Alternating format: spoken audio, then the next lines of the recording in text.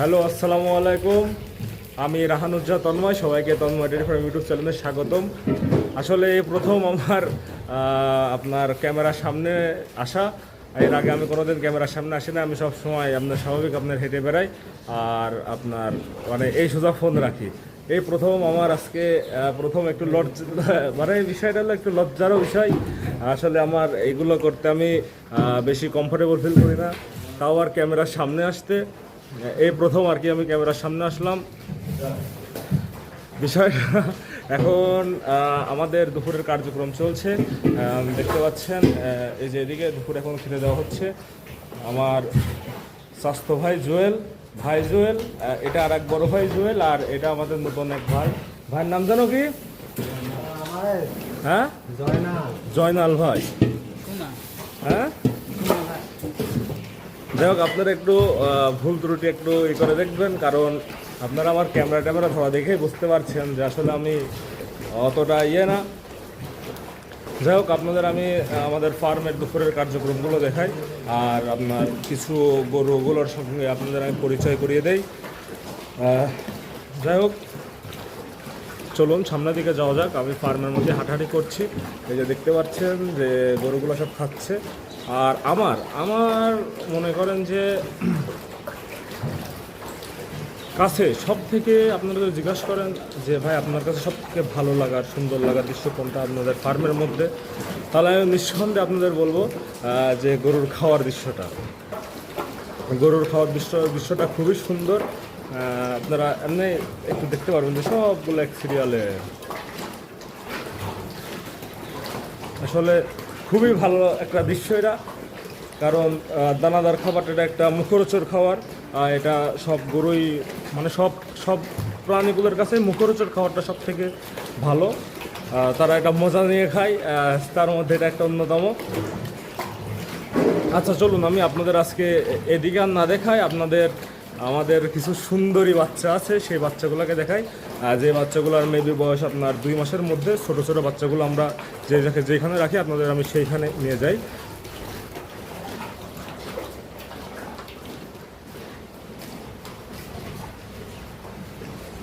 আরেকটা বিষয়, আপনারা যারা আমাকে অনেক আগে থেকে ফলো করেন তারা জানেন যে আমাদের এইখানে একটু ফাঁকা ছিল। মানে এই যে আমার এই পাশে আমাদের বড় গরুর শেড, এই পাশে আমাদের বাচ্চার শেড, মাঝখানে ফাঁকা ছিল। মাঝখানে আজকে যে উপরে দেখতে পাচ্ছেন যে এর থাকার জায়গা করা আছে, কারণ আমাদের ফার্মের মানুষজন এখানে থাকবে, কারণ গরুর একটা পাহারা দেওয়ারও একটা বিষয় আছে। আচ্ছা, আপনাদের এই বাচ্চাগুলো দেখাই। এই যে বাচ্চাগুলো, এই যে সব সিরিয়ালে খাচ্ছে।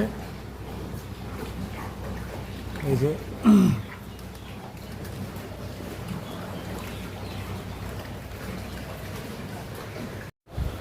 আর যে বিষয়টা, সেই বিষয়টা হলো আপনার এই বাচ্চাগুলো আপনার মানে এরা মোটামুটি 100%ই দুধের উপর নির্ভরশীল। কিন্তু আসলে তাদের সারা জীবন তো আর দুধ খাওয়ানো যাবে না। এদেরকে একটু একটু করে আপনার দানা খাওয়ার উপর অভ্যস্ত করতে হবে। দানা খাওয়ার ঘাস, যেন এরা আসলে দুধ বাদেও এদের চলে।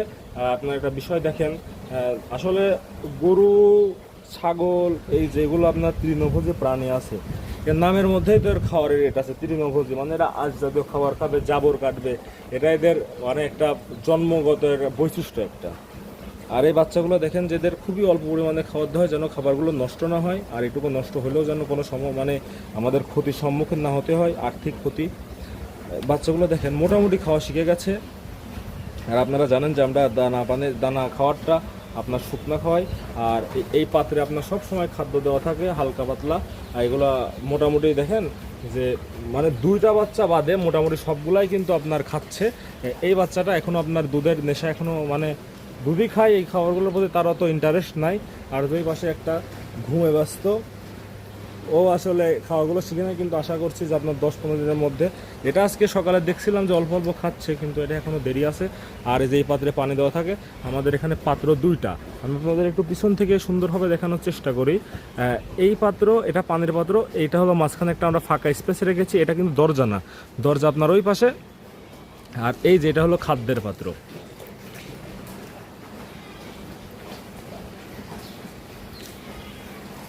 চলুন তাহলে এবার একটু বড় গরুগুলার আপনার ইয়েগুলো দেখানো যাক। আর যেখানে আমাদের যে নতুন বকনাগুলো আছে মানে ওর থেকে একটু বড় সাইজের বকনা, এগুলো আমাদের সিলেক্টেড বকনা। এই বকনাগুলো আর বিক্রি করা হবে না, এগুলো আমাদের ফার্মেরই ফিউচার গাভী হিসাবে থেকে যাবে।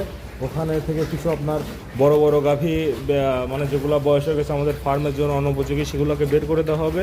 বের করা হয়ে গেলে তারপরে আপনার এইগুলোকে আবার সেট করা হবে। আর আসলে আমার ক্যামেরার এই প্রথম আসা, আপনারা যদি একটু আমাকে উৎসাহিত করেন তাহলে হয়তো আমি প্রতিদিনই ক্যামেরার সামনে আসবো। এখানে আমাদের চাচা রিয়াদ চাচা লবণ দিয়ে দিচ্ছে।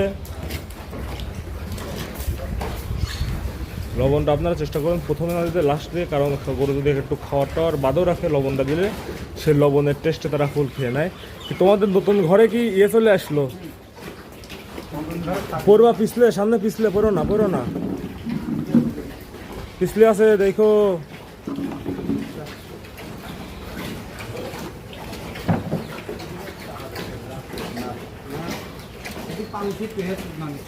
আরে ওই পাশে কোনো সমস্যা হবে না।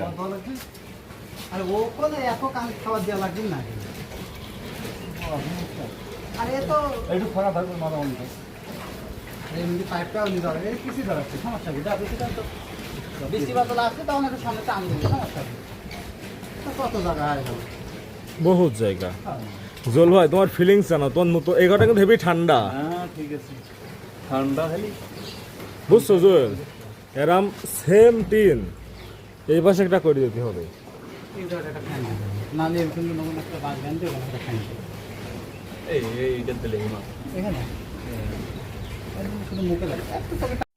যাই হোক, আমি আপনাদের ওইদিকে মাত্রই দেখাইলাম, এখন একটু সামনের দিকে যাওয়া যাক। আসলে আপনারা তো আমার দর্শক, আপনাদের কাছে লুকানোর কিছু নাই। আমার খুবই লজ্জা লাগছে, আপনারা আমাকে একটু উৎসাহ করবেন যেন মানে প্রতিদিন ক্যামেরার সামনে আসতে পারি। জুয়েল ভাই আসো, আমাদের ইউটিউবের অডিয়েন্সদের কিছু বলো।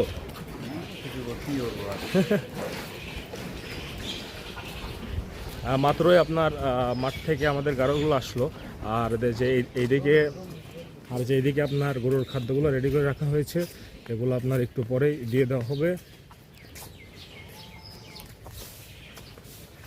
জিয়া মামা, আরে কি খবর? কোন পানি খাচ্ছে তো? এই ভেড়া পরিষ্কার পানি খাও, ওই মুখের পর বাড়ি দাও, বাড়ি দাও, পেট খারাপ হবে। ওই পানি কেউ খায়? জমে থাকা বৃষ্টির পানি। ঘরে পানি দেওয়া আছে? এখন তো ওইদিক যাচ্ছে কে? পানি খাইছে? ও দাও তো, ওই দরজার মুখটা খুলে দাও। চলুন আপনাদের গাড়লগুলো দেখাই। গাড়লগুলো মাত্রই আপনার জমির থেকে আসলো, আমরা গাড়লগুলোকে বর্তমান চড়াই খাওয়াচ্ছি।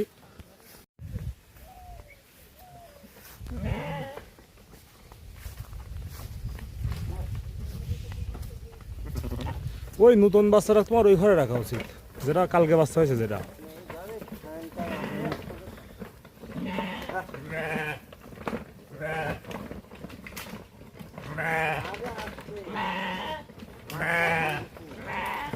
বাইদি গেছে, ওটা বাইদি গেছে, ওটা ছাড়া দাও, সারি গেছে।